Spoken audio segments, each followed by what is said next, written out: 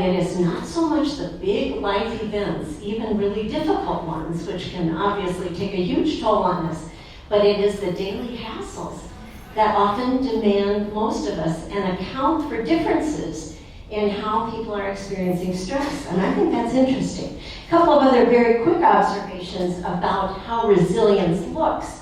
One thing is that it's really about a transaction between ourselves and the environment, things that are happening in our experience.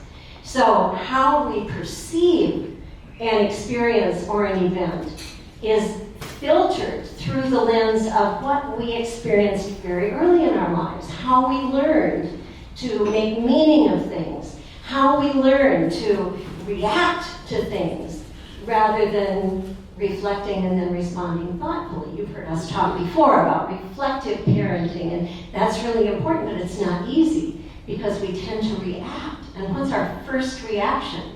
And that's very much shaped by some of our earliest experiences.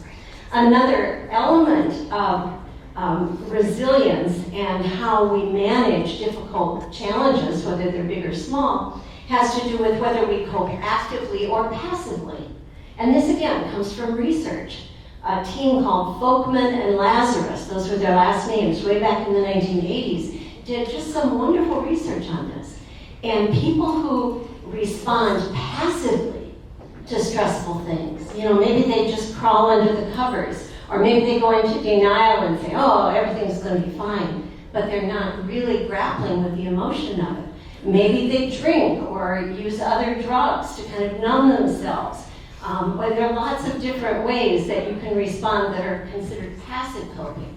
But active coping is talking to somebody, talking it through, getting some help, getting some information, drawing on resources that will help you deal with whatever that challenge is, doing some problem solving.